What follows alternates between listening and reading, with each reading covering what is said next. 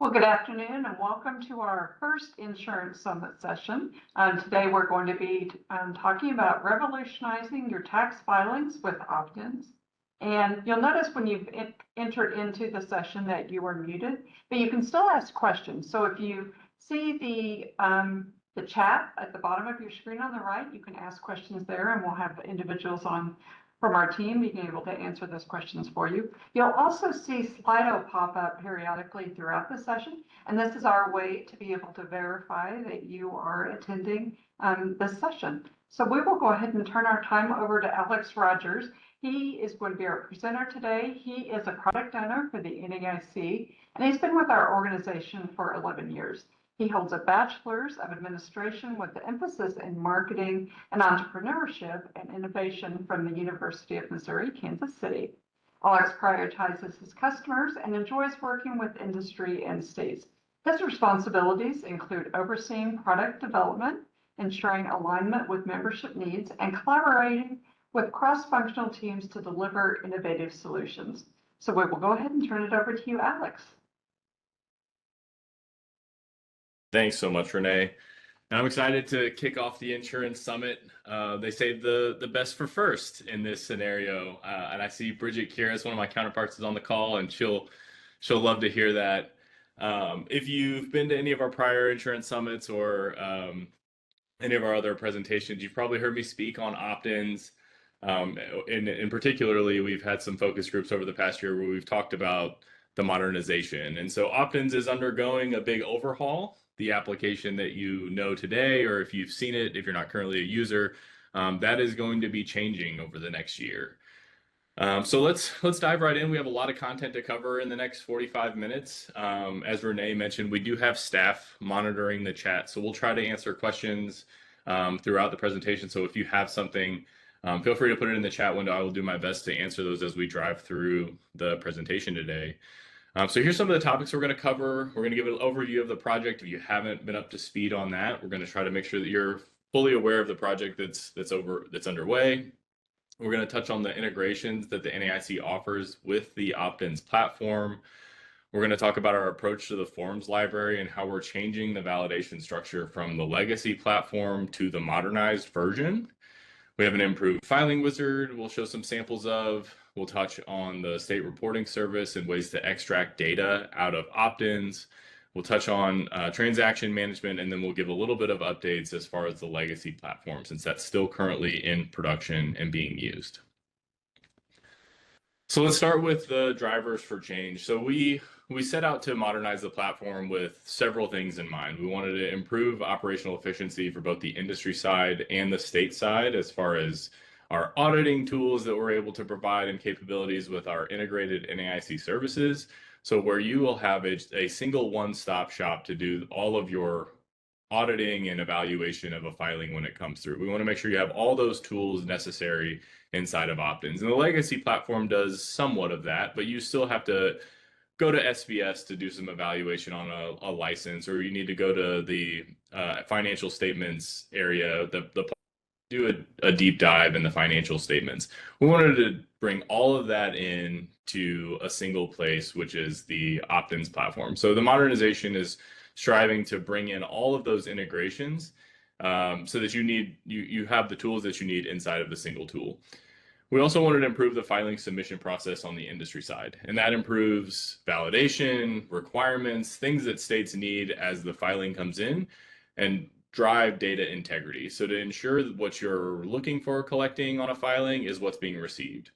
And then, of course, analysis and reporting, ways for you to download, extract, and validate all of that information. We want to make sure that we provide the tools necessary for you to do that. So that brought us to an assessment. This is our project timeline. In 2020, we brought in an external vendor to do an analysis on the current opt-ins platform. They wanted to see what opt-ins does well, areas that it can be improved.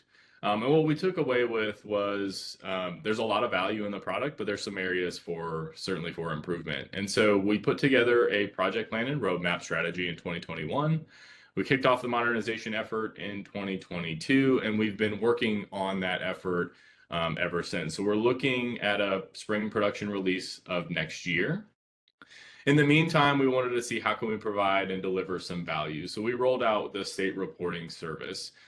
This is a self-service tool that allows state users to go out and pull data out of their tax forms and for reporting purposes. So the way the legacy is always operated is if you need a custom report, you need to submit a request to the NAIC staff. We'll build that report for you, and then we maintain it for you going forward. So if there's changes that need to be made, you will need to open up another help desk ticket, work with the implementation team, and we need to make those modifications. With the state reporting service, it's all at your fingertips. You'll be able to log in and simply make the selections that you need, save templates, and go from there. So we'll cover that later in the presentation, but that was something that we wanted to roll out as quickly as we can. So that is behind the Okta login, and you'll be able to customize and run state-specific reports.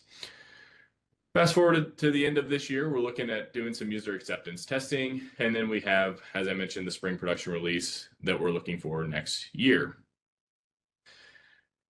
So let's dive right into our integration partners. If you've been on any prior calls, you may have heard of the Enterprise Data Warehouse. This is our enterprise data platform tool that we have here at the NAIC, used to house all of the state regulators' data. And so what we're working towards as an enterprise is moving data into a single source of exportation for you.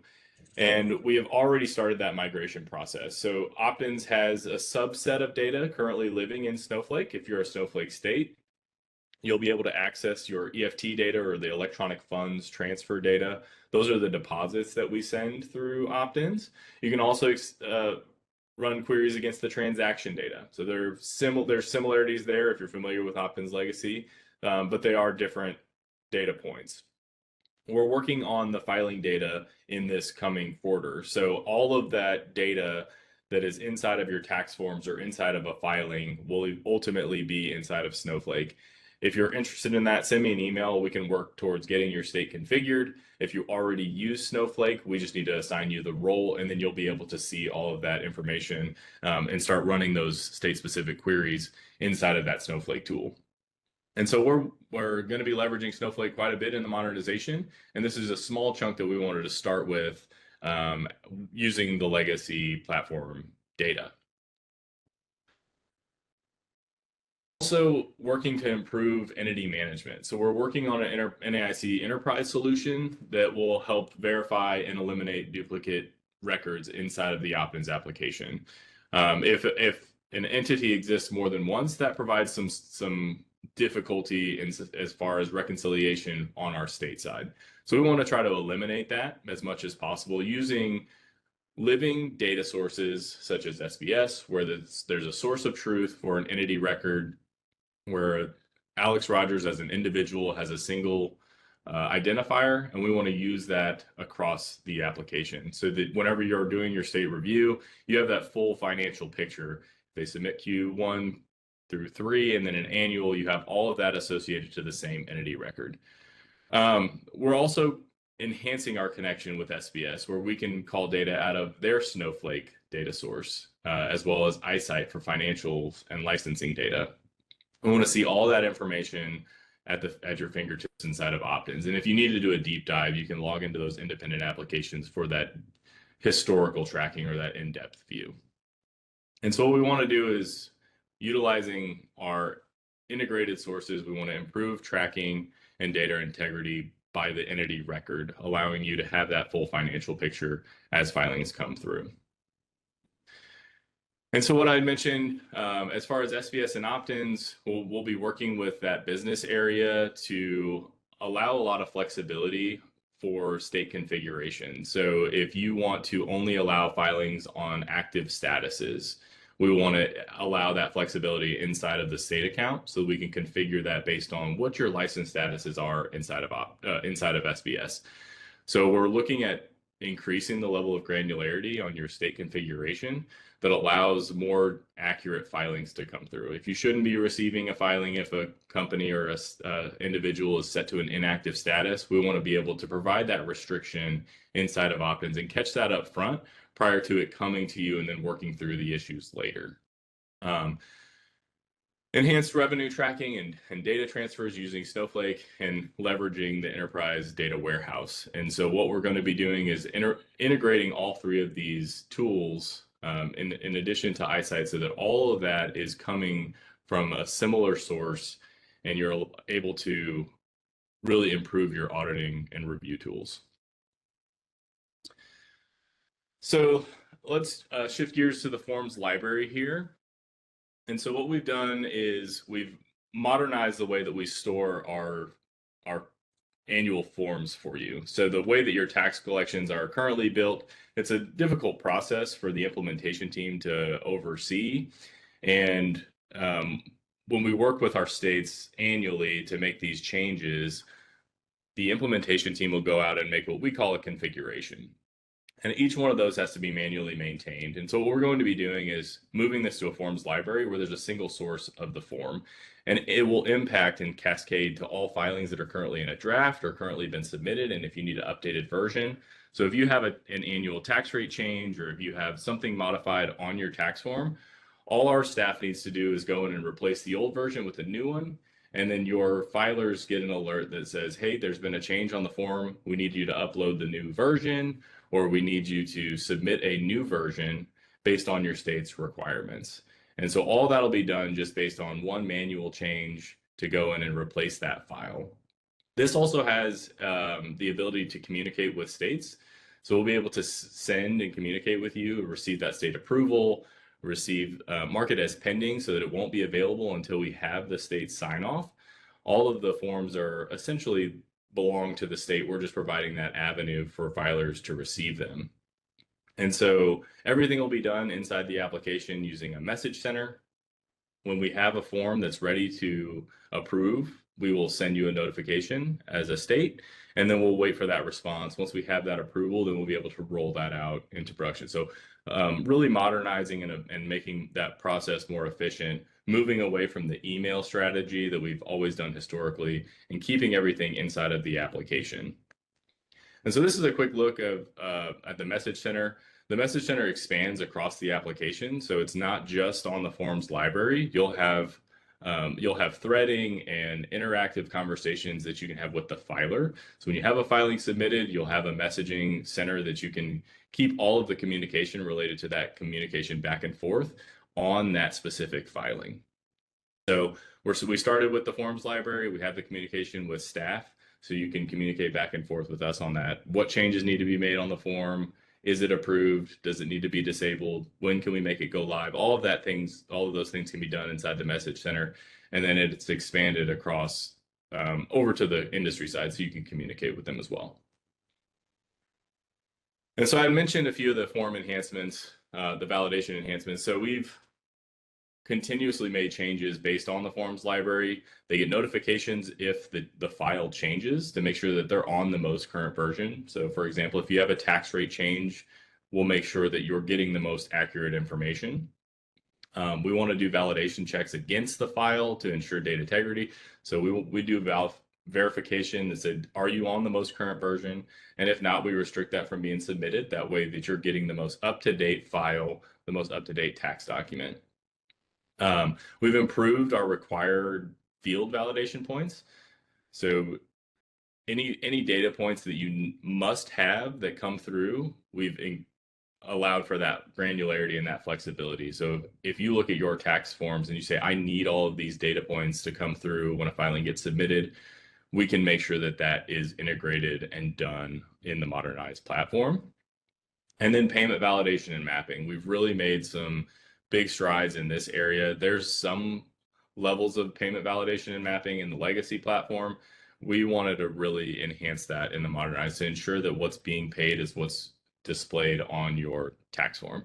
We don't want to allow that level of, we can open it up to allow flexibility, but we really wanted to focus on that data integrity. If it's on your form based on calculations, we wanted to make sure that that's brought into the software, and then that is ultimately paid based on what's provided there. So with that, we really focused on improving the filing wizard, and we wanted to take a look at what were some of the errors that we would commonly see in the legacy platform, and how can we try to eliminate or reduce a lot of those? And so we restructured the filing wizard just a little bit. You'll see there's a milestone stepper on the left-hand side, and it walks them through very specifically, who are you filing for, what year are you filing for, which state does this occur, and what type of business. And then it will present them with the next step, which is the form.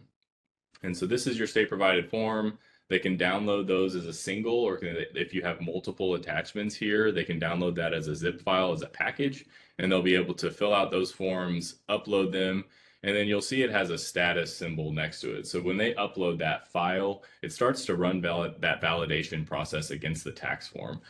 So if it fails, it will show a red X. If it's successful, it shows that green check mark, and then they'll be able to proceed to the next step, which is the payment window.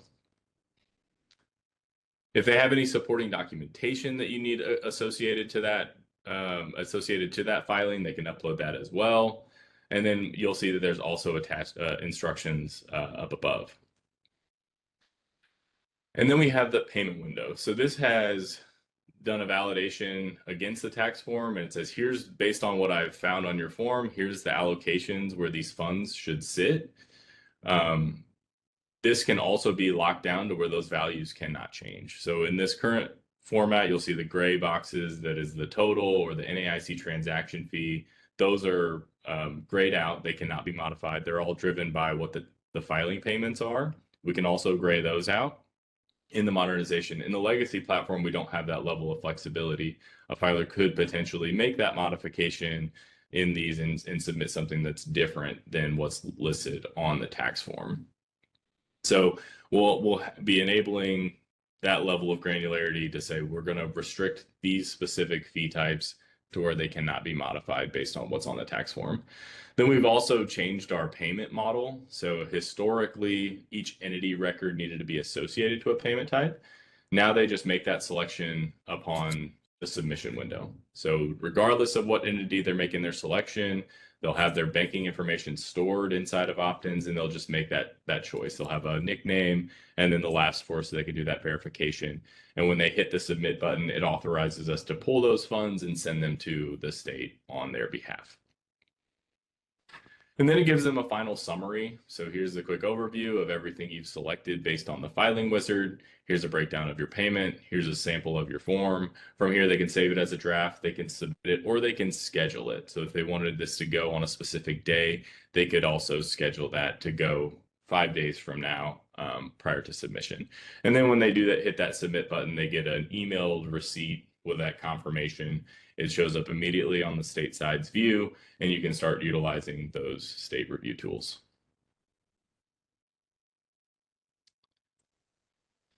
All right. So let's talk a little bit about the state reporting service. And so what we set out to do with this is live in production today. So if you have an Okta login and you're a user of OPTins, we can associate that role to you. There is now a link inside of OPTins Legacy at the top. You can click on that and it'll take you to the new application, and it'll reference OPTins Legacy data. So you can start building out custom state reports. You'll make your selections based on a few fields, and I'll show those here momentarily. But what we did was to set out to do something that custom reporting and extracts based on the data that comes into OPTins. And so we're going to be giving you multiple options in the modernization. You'll have Snowflake as a tool. You'll have the state reporting service as a tool. We'll have a handful of canned reports that'll be available for you. And then we'll be also integrating with Tableau dashboards. So we have a few samples of those that I'm not able to show today. We're getting very close to having those ready for state review. And so those will be coming in future focus groups, so we can be able to present that and give you what those are going to offer. And so really what this tool is, it's a simple 4-step filing wizard. It walks you through the filing components, the form components. It enables totaling, and then it allows you to save that and load it for future use.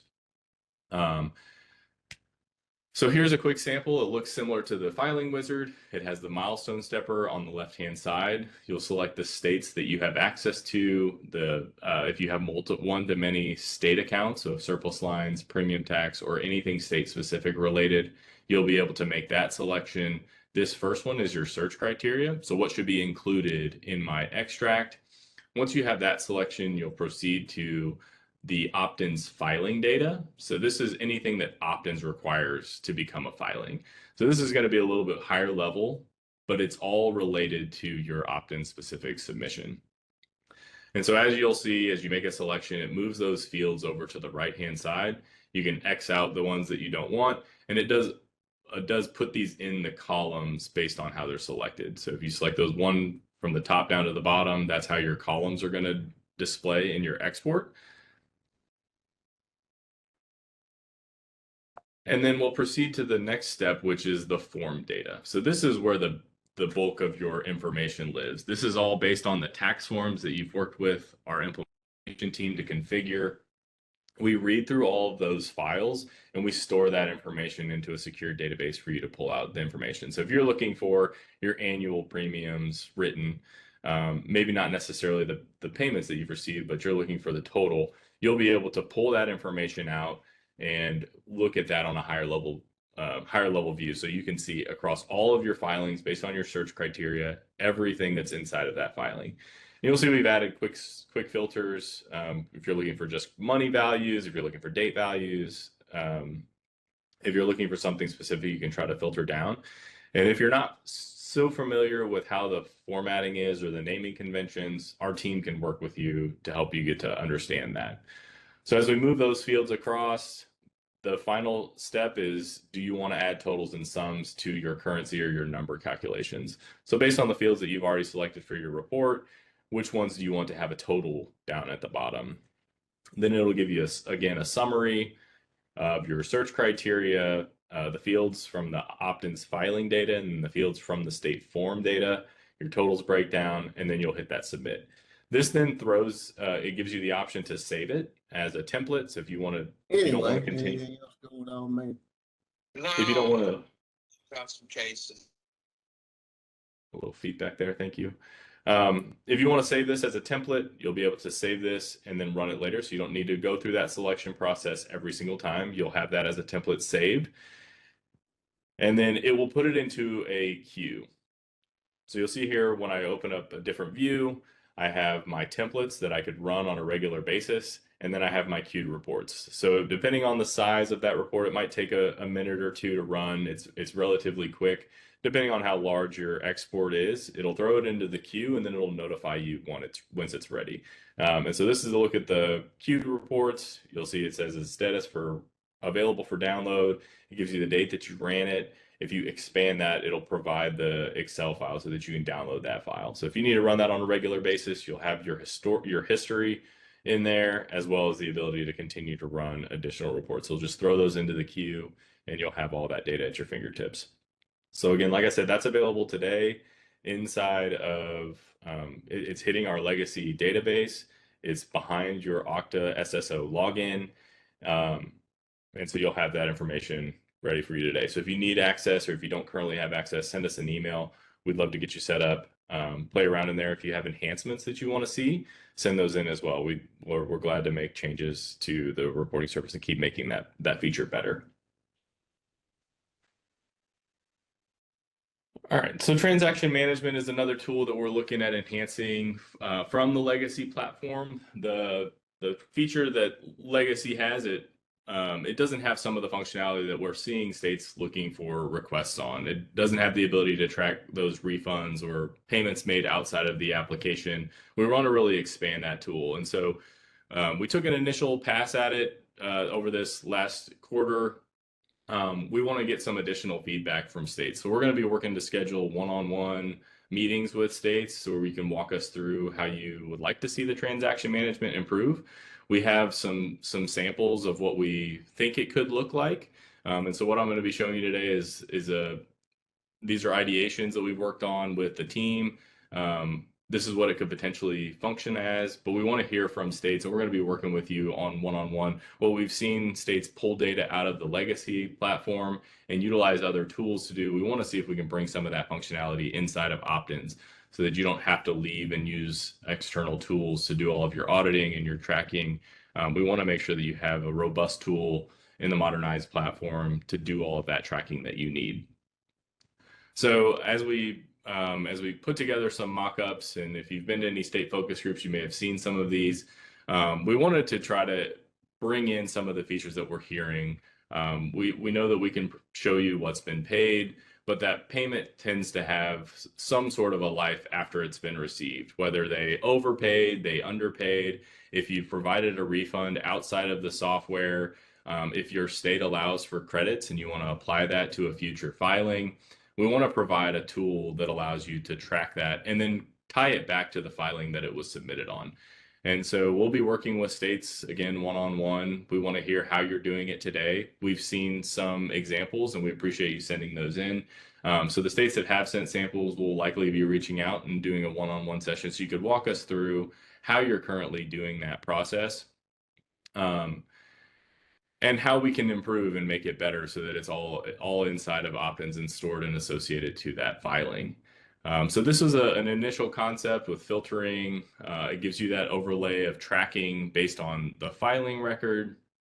And then it also includes an additional view, which gives like an overall state summary. So if you're looking at my state account and my current balances, how much revenue have we received inside of this single account?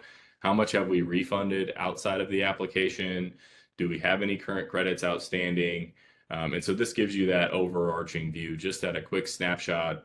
If you needed to provide reporting to higher management, or if you're looking to provide that overall snapshot of your state, this is what we were looking at as far as that. And it's all tied to how we maintain what is a transaction. And then diving deeper on credits. So how does your state handle credits?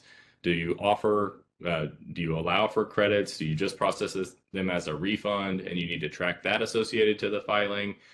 We want to provide that level of flexibility. And all of this ties back to how entities are handled and how they're tied and associated to our other business partners, SBS, and what their current active license status is and what they submitted on their NAIC financial statement blanks and how those all tie together. It's all kind of intertwined in one. And so we want to make sure that as from a data perspective, you're looking at similar entity records and that you're getting all of that visually inside of a single tool. So there will be more to come on this. And we look forward to some state feedback on that as well. And I apologize. I have not looked at the chat. If there's been questions, I apologize if I've overlooked those. We can just take a quick look here. Looks like we're all right. And if you do have any questions, feel free to post those in the chat. We'd love to answer those for you.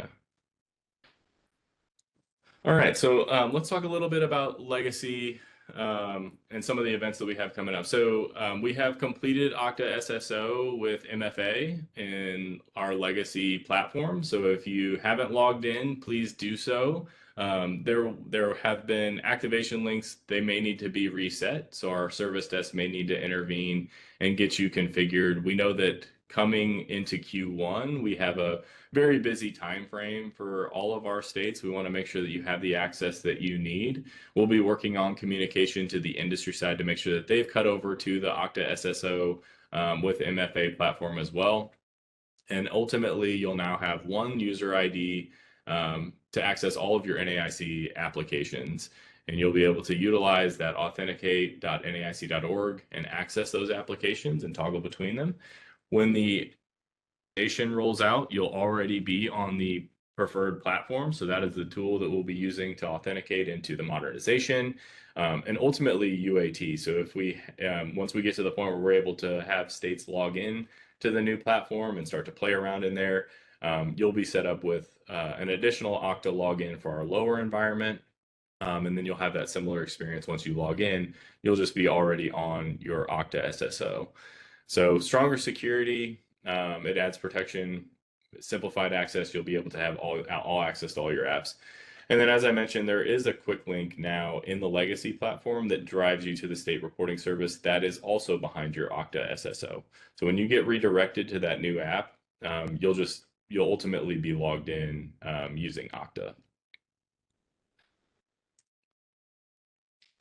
State-specific filings. So if your state currently uses opt-ins for premium tax or surplus lines, I wanted to enhance that there's other offerings inside of opt-ins. If you're currently receiving some sort of filing outside of an application, if it's coming through email or if it's coming through paper mail, send one of us an email. We'd love to talk to you. Here's a list of all the states that are accepting it for other types of filings. So we have fraud fees. We're collecting some fees for UCAA, license and registration fees. The two bolded are the ones that have come on since the last year. So we had some company licensing fees for Massachusetts, and we had some specific state fees for South Dakota join. So if you look at this list and you're thinking, we have some of those that we're collecting through email now, or they're sending those through mail, opt-ins is a good solution for you. We can convert that to an electronic process and associate that with an electronic payment so that you have all of that tracking and everything's in one place in a secured platform provided by the NAIC. So if you're looking at it specifically for premium tax or surplus lines, that's great. We'd love to work with you. But if there's other things that your state could potentially use it for, we'd love to have that conversation. So send us an email. We can sit down and talk through some of the scenarios that your state's currently going for, and see if opt-ins would be a good fit for you.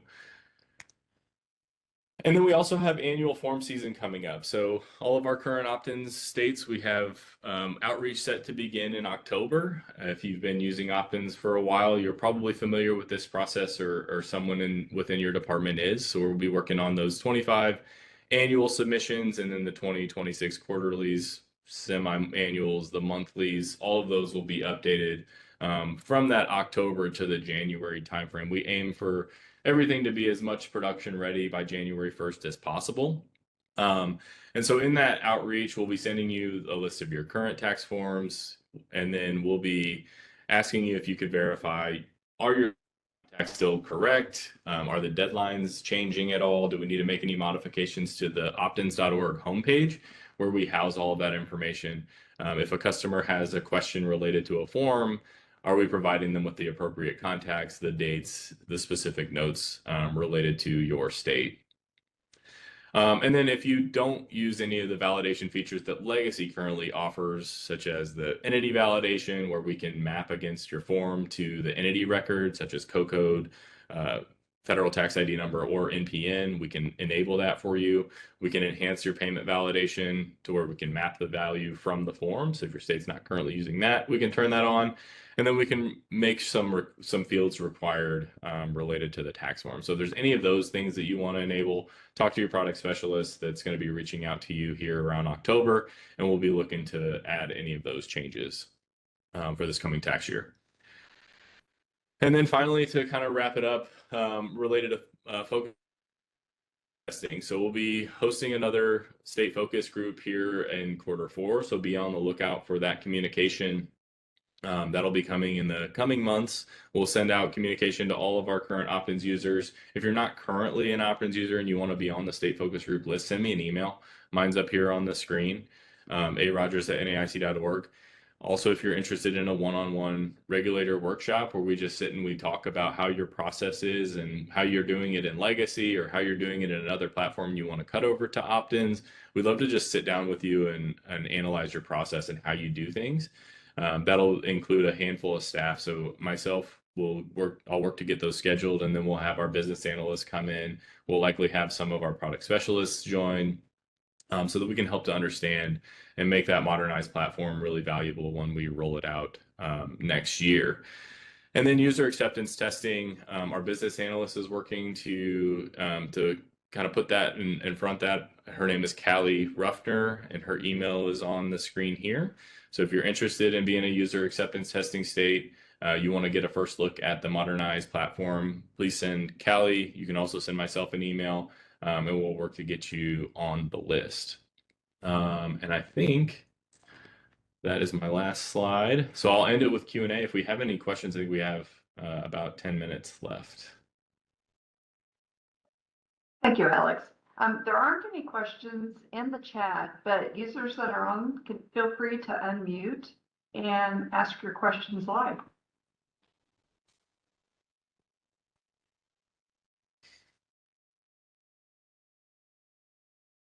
or if you're having trouble unmuting, feel free to go ahead and put it in the chat.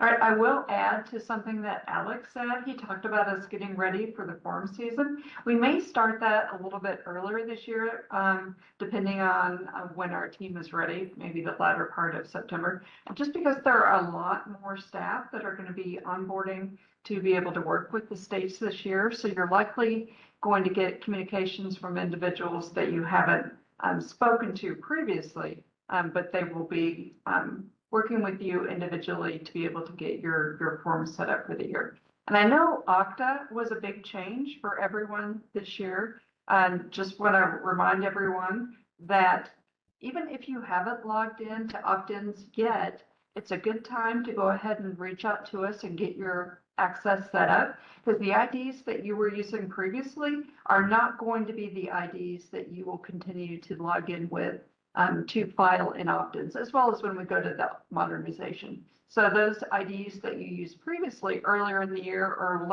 last year are not the same IDs that you're going to be using. So it's good to be able to work with us now in advance of being able to file, so that you're not getting down to that last date where your filing is due today and you're trying to get your filing in, and the ID that you're trying to log into OPTins is not working for you. Or maybe you've set it up and it's been 3 months since you've used OPTins, and so then that password is going to be expired. So if you wait until January to do your filings, and you're not in the OPTins application now, your password will be expired. So you will need to work with our service desk at optinshelp@neic.org to be able to get that password reset. As well as a little bit of a learning curve if you haven't used Okta in the past with any of our other applications, is a little different logging into the application just to get your Okta ID set up. So it does take a little bit of work. So Alex, we do have a couple questions here in the chat. It says, how much does it cost for a company to make a filing? Yeah, and I posted a small answer to that. So for most filings, it's $17.50 per transaction. So if you have 3 quarterlies and an annual, it'll be 4 submissions at $17.50 rate. And that's for the bulk of our filings. On the surplus line side, there's a little bit of a varying sliding scale structure. So it's 5% of the tax due not to exceed $17.50 with a minimum of $3.50. But that's exclusive to surplus line. So everything else follows that $17.50 per submission. If you have a monthly filing due, that's 12 filings at $17.50 on the industry side. There's no fee for the states, so it's just on the industry side. Thank you, Alex. And then I believe the slides are available. Renee, is that correct?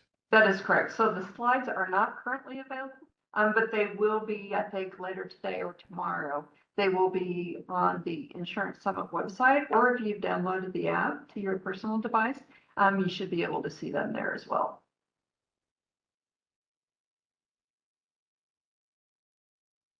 So what other questions can we answer related to the OPTins modernization side, or are just particularly OPTins in general, or any Okta questions you guys have? We do have one, Alex, in here. It says, can they make a payment in OPTins without submitting a new filing, in quotes, additional payments, and pay that $17.50? Yeah, they certainly can. So if there's already a filing submitted and the payment that's additional is related to that filing, they can certainly make additional payments. So if they have an annual and they paid $500 and they owed an additional $250, they can apply that additional payment without the additional transaction fee. It'll just be anytime they make a new filing. So as long as that additional payment's associated to the original record, they can make additional payments as needed.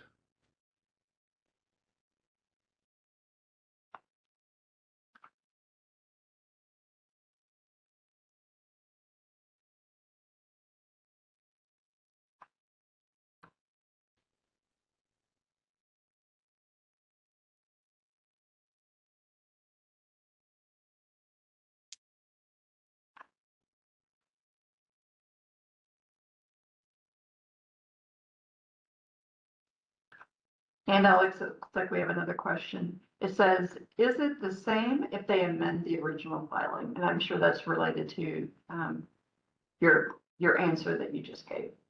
Yeah, Christy, it's the same. If they amend it, there's no additional charge, and you'll have that visibility to the historical record or the original version and the new version of the filing.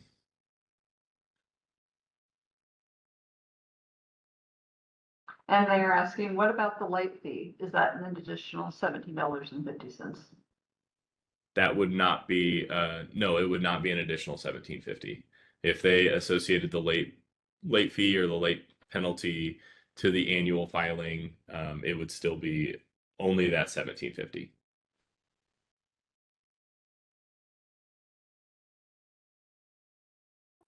And if the payment was insufficient funds, what happens with that? That is handled by NAIC staff, so states aren't visible to if it's not successful or insufficient funds. We work with the companies individually on that process. So essentially what you're saying, Alex, is that the filing goes ahead and moves forward. So it's received by the states. And then we work with the insurance companies after the fact to be able to get reimbursed for the funds. Yep, that is correct. All right, and then Alex, I have another one. So as related to the state-specific fields, will these be available or needed in the new platform? Yes, we will be carrying those forward. We'll be expanding those in the modernized tool. So they're very specific in the legacy platform, and there's not a lot of flexibility to them. So, but we understand that there is some uniqueness across states. There are similarities, but there's also some things that are specific to your state, and we need to be able to accommodate that. So the state-specific fields, it might not be named state-specific fields or SSF, and it will have more flexibility in the modernized tool, but we will have a similar component of that brought over in the modernized version.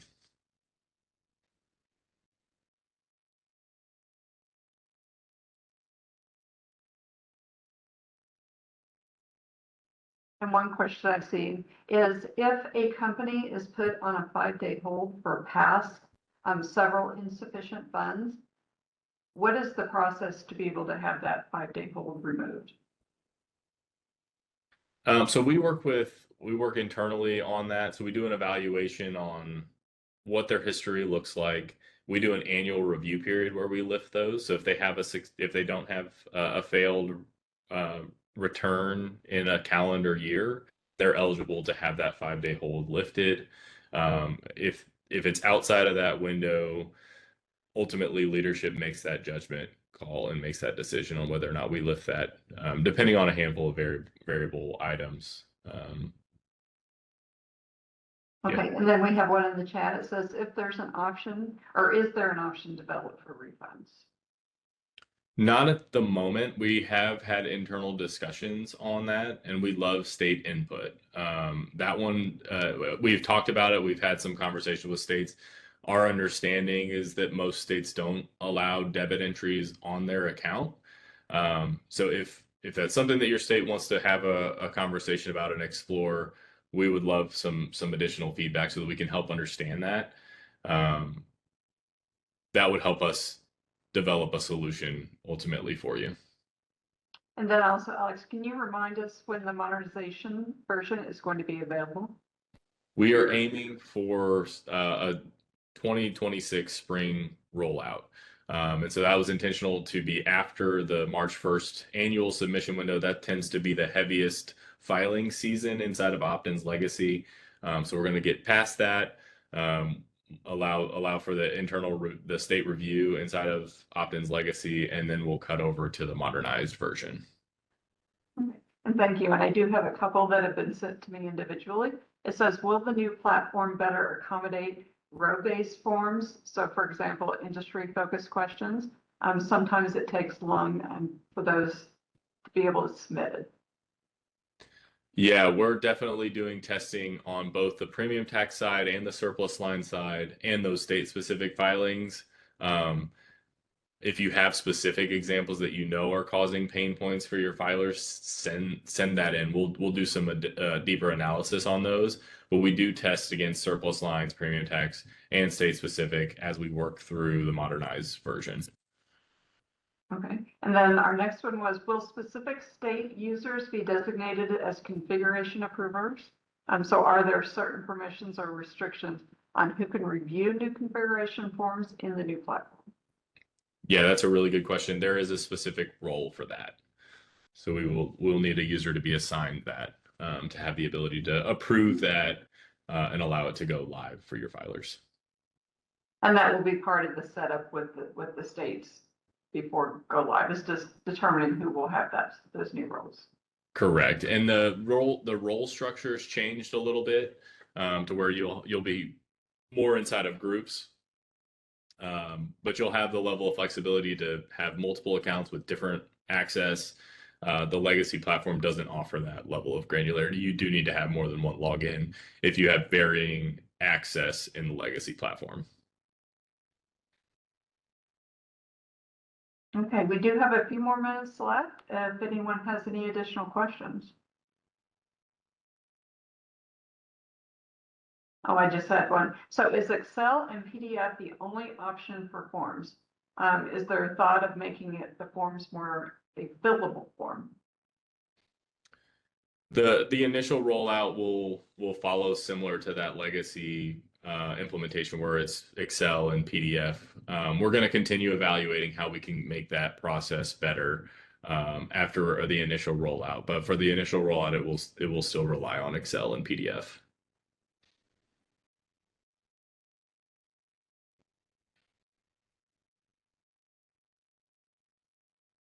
Okay, we'll give it a few more minutes if someone is typing their thoughts in the chat.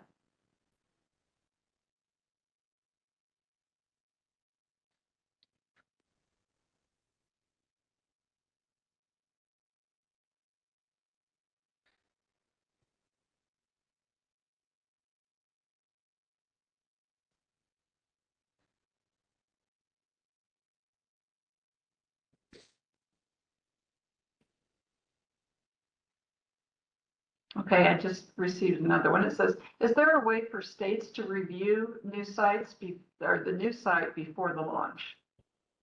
Yes, there is. So we would love to get you on our user acceptance testing group.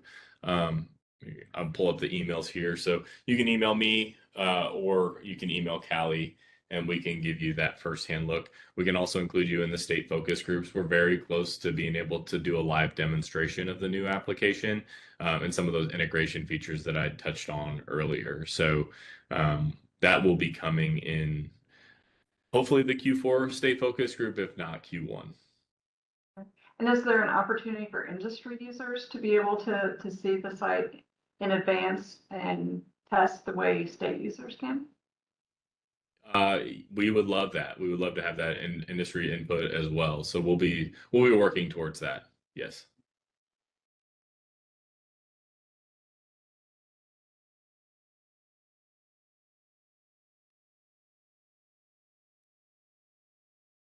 All right, last call before we have any other questions.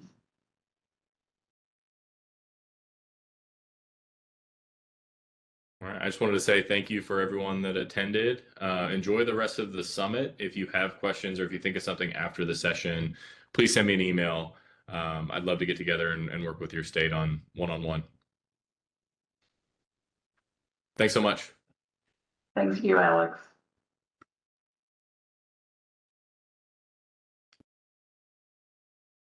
It looks like Heather Schaefer has raised her hand. So Heather, are you able to type it in the chat or unmute yourself?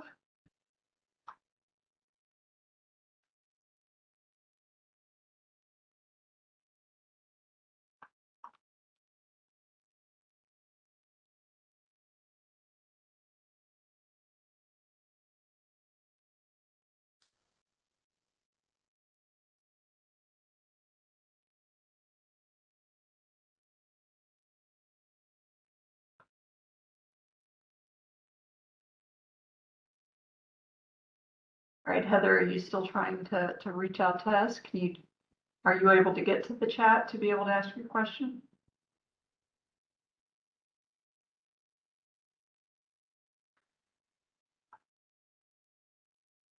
Do we want to just take down her contact information? We can send an email, Renee, or I can. Okay, absolutely. All right, thank you so much. You guys all have a great day. Thanks, everyone.